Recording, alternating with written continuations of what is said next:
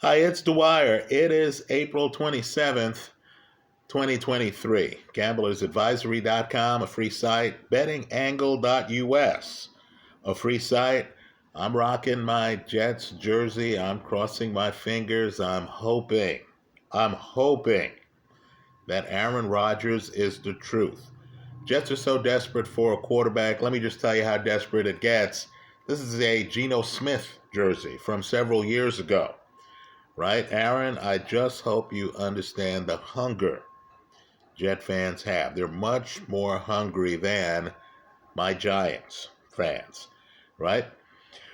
Well, let's talk boxing. Let's talk about the Gervonta Davis, Ryan Garcia pay-per-view numbers. Let's also talk about how things are changing in the heavyweight division. In my favorites folder right now are two very important fights involving Martin Bakole, a name you need to know of. But first, remember, the opinion you should follow should be your own. Just consider this video to be a second opinion from a complete stranger online. Let me just say, I hope boxing takes a bow right here. It's well deserved. The sport delivered a home run. Not only was the Gervonta Davis, Ryan Garcia fight very entertaining, right? Surprises from both sides. Gervonta Davis, the slugger, on his back foot, using lateral movement. Ryan Garcia, the more inexperienced younger guy, fearlessly, on his front foot, trying to hunt down Gervonta Davis until he gets dropped in the middle of the second round. There's a price for aggression, right? Let's just say the fight delivered, right? Gervonta Davis taking over, Ryan Garcia discovering his right hand in round 6. Round 7, Garcia is still pursuing Davis, hoping for a knockout. The only thing that stopped that fight was a well-placed Gervonta Davis straight left to Ryan's ribcage, right? Ryan goes down. His body says, player, we need a few seconds. He clearly did not want to go down, right? There's a delay, but then the pain took over. And then he ends up staying down. That's the nature of liver shots. Well, the fight delivered. Understand, folks, the box office over-delivered. We're on the eve of a recession here in the United States, but yet 1.2 million people bought the pay-per-view. The gate, the people at the fight, that was also a bonanza. Understand, the fight had rare collaboration between Al Heyman, Showtime, and Golden Boy and DAZN. They all got together to make this fight happen. Folks, I tip my hat. Masterful job. I hope everyone continues collaborating. The entire sport won with this. Understand the significance. When you pull in 1.2 million pay-per-view buys, neither of these guys has to work again another day in their lives if they manage their money well. Understand what this tells us. It tells us two things. One, I think we knew. The box office king, at a time when Devin Haney is undisputed at 135, when Shakur Stevenson is at 135, right? The box office king at 135 is clearly Gervonta Davis. Clearly. Let's get controversial. 140 has a lot of talent. Regis Prograis, I hear you. Josh Taylor, Teofimo Lopez, right? Ramirez. The box office king at 140, I believe, is still untested Ryan Garcia. Right? Understand, you can be champ. You could have earned it. You could have traveled to Australia to get it. Right? You could be champ. That does not mean that you're the biggest name at the box office in your division. Right? Gervonta Davis right now owns 135 pounds. Understand, if you want the huge payday, if you want the million plus pay-per-view buys, you need to knock on his door. Right? Ryan Garcia, say what you want. Right? He was a little bit young.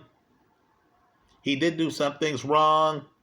He wasn't defensively blessed. Right? He gets caught big time twice in a 7-round fight. Okay. Just acknowledge that his popularity is greater than Twitter. That in the ring, people are willing to pay to watch him fight. Folks, this is professional prize fighting. These guys are supporting their families and other families, right?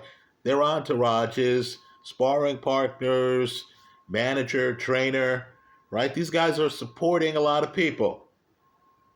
Just understand, these two names are names you need to continue to look at. Home run for boxing. I congratulate Gervonta Davis. I congratulate Ryan Garcia, right? I'm looking for big things from both, certainly at the box office going forward. Now, things are changing in the heavyweight division, right? Father Time, quite frankly, is really the only unbeaten champion. Fighters are getting older, right? Tyson Fury, Deontay Wilder, they're in their mid-30s, guys. Right? While heavyweights age more slowly than everyone else, understand. A lot of the guys who are on top right now are in their 30s to late 30s and early 40s. Right? Well, in my favorites folder, right now are 2 fights by a heavyweight, including his recent one in the last few days, who you need to know about. Right? He's having words right now with Dillian Whyte. He wants Dillian Whyte next. There's an open question in my mind on who the casinos would favor in that fight. This guy has already beaten Olympic heavyweight champion Tony Yoka. He's Martin Bakole. Right? He just had a fight against Shevadzutskyi. Won that fight by stoppage in the 3rd round. He hits hard. He's a power puncher. He's a volume guy. He's a combination puncher who throws a lot of hooks, right? Predominantly power shots. You've heard me use the phrase mid-range hooker. This guy is on the outside of mid-range, in my opinion. He does have the full arsenal when he gets closer to you. But this is a guy who feels comfortable throwing hooks from long range, right? His style is the kind of style that's going to throw a lot of people off. He's not timid. He knows what he's doing in the ring. He understands his style. He throws some interesting punches, right? He has a devastating right uppercut, right? Simply devastating. He's two-handed. He gets the first knockdown in this fight off a left hook. Looks like he's winging punches, but there's a method to the madness. Right, folks? He's dangerous. If you don't know the name, you need to know the name. I would likely take him against Dillian Whyte, who I consider to be one of the better pocket operators at heavyweight. Well, in addition to the Shevadzutskyi fight in my favorites folder, I have the one fight he lost. And you need to know the name of his opponent. It happened a few years ago, happened about 5 years ago. This opponent is still around. This opponent has fought people like Usyk in a semi-professional match, right, which he lost. Beterbiev, I believe he fights Beterbiev at the Olympics.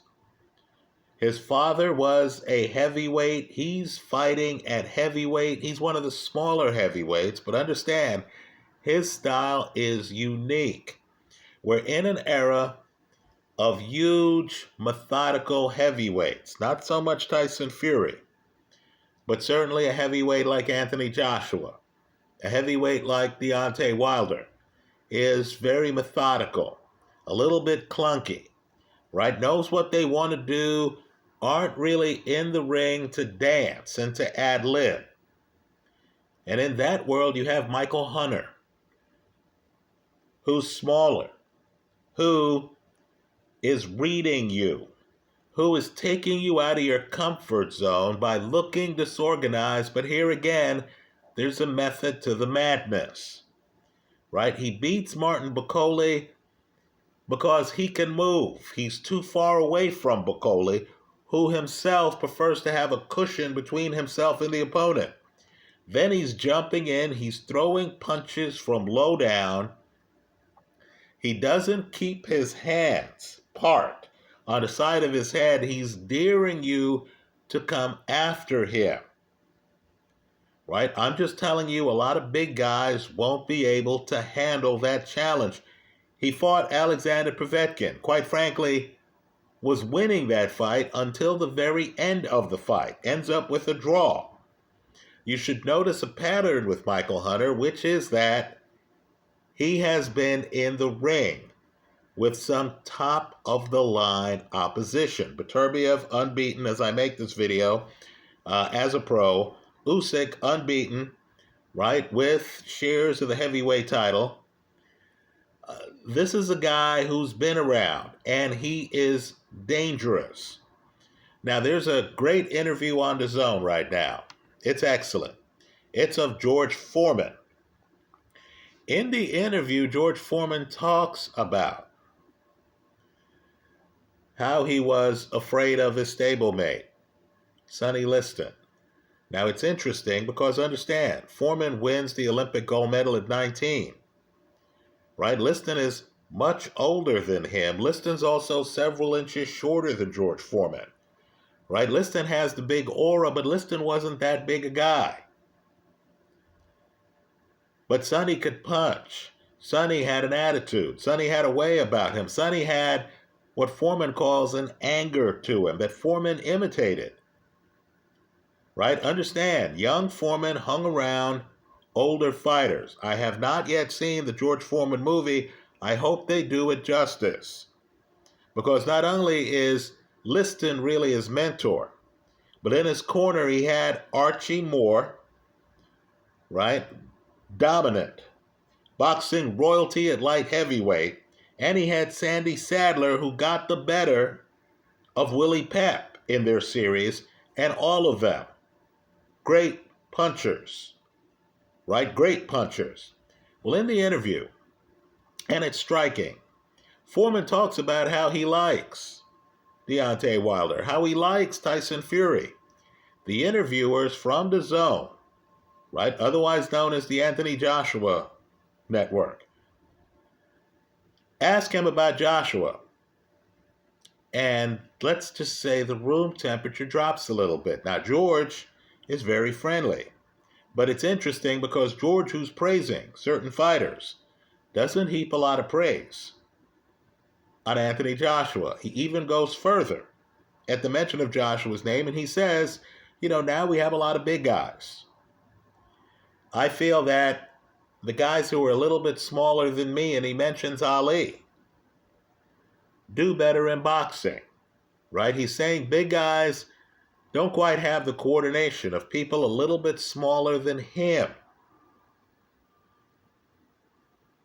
Right? He's also asked, by the way, in reference to small fighters, who was better? Joe Frazier, who he beat twice, by the way, or Mike Tyson? And he actually gives an answer to that question. He says Mike Tyson. Right? I encourage people to look at the interview. But my point to you is, in this era of big, clunky heavyweights, right? a jazz guy, a guy who can break rhythm, a guy who's moving around the ring and creating the optical illusion that he's hittable, who knows what he's doing, who makes you miss, and then who makes you pay, like Michael Hunter, is a real threat to the heavyweight division. I believe both of these men are. The film of the highlights of Martin Bakole against Michael Hunter is in my favorites folder. I hope you give it a look. Let me point out that in the Shevadzutskyi fight, Bakole, who does not look cut. That's the other thing too. Understand, today, guys look like they're bodybuilders, right? I'm sure guys, are doing what they can to, have muscles. But understand, back in the old days, and I'm talking about the 70s and 80s, you had a lot of fighters, including someone who Foreman praises, James Toney, who didn't have a lot of muscle definition. Now, Bakole does not look like he's a bodybuilder, but I need for people to understand that there are few people at heavyweight who can match his volume of punches for the first 8 rounds. Right? He's coming after you, he's throwing a lot of punches, and he throws a lot of punches well. I mentioned his uppercut. Believe it or not, he has an excellent jab. You don't see it that much because he prefers to throw hooks. That left hook of his, which he can throw upstairs or to the body, carries a lot of real estate with it. Right? In other words, Bakole has ring coverage. Now, the question with Bakole is the same question with another fighter who, quite frankly, is moving to the center of the heavyweight division, Zhilei Zhang, right? By the way, if I'm Joe Joyce, I don't exercise the rematch clause, right? Joe Joyce is not going to magically learn how to deal with 6'6", slick southpaws with heavy, straight left hands anytime soon. Right? Joyce himself is in his late 30s. Right? Well, all I can say is Zhilei Zhang, if you see the Jerry Forrest fight, you'll know what I'm talking about. Zhilei Zhang has had fights where he has had some stamina problems. If you believe Filip Ergovic beat him, it was by winning the later rounds. Well, Martin Bakole, understand, he looked to me like he ran out of gas somewhat against Tony Yoka. Well, in the Michael Hunter fight, he clearly runs out of gas. He also has an injury to his arm, but he clearly has slowed down in the later rounds. If you're a Tyson Fury, and you're even considering fighting this guy, you need to be prepared to last until the last third of the fight, and then to try to step on the gas. Right? I'm positive Bakole, who calls himself the last king of Scotland, right? An homage to the Forrest Whitaker Oscar-winning performance in the movies, right? Bakole is calling out the biggest names. There are many people who feel he just has too much volume for a hesitant fighter like an Anthony Joshua right now, or a low-volume fighter like a Deontay Wilder. Let me just say this, though. He's high risk defensively. In other words, guys who throw high volume are vulnerable to counters. You'll notice, too, that Bakole has his hands involved with punches. Doesn't keep a hand up. A Deontay Wilder or a Joshua might be able to time him. Right? Land some big straight right hand as a counter and take him out. But understand, those are the kind of drastic steps you're going to have to take to stop Bakole, right? Hunter matches him in volume. It's a shootout. You cannot fight a hesitant fight against Bakole and not take chances and expect to beat him. Right? So if you're thinking about what's happening at heavyweight, and I know Hunter hasn't been as active as he should be, and I understand it's daunting thinking about taking a guy who looks smaller than some of these big guys. But just remember what Big George Foreman had to say, right? You know, being big has its downsides, right? He himself feels that being smaller than he was helps in boxing, right? Give it a look. Martin Bakole, know the name. Michael Hunter, know the name, right? Michael Hunter, by the way, if you want to see him at his best, look at the beginning of his fight against Alexander Povetkin, right? That's Hunter on his front foot structured. Just understand, he can fight a traditional fight. He could also fight a backyard brawl, which is what he does against Bakole. But understand, this is a guy with different games for different opponents.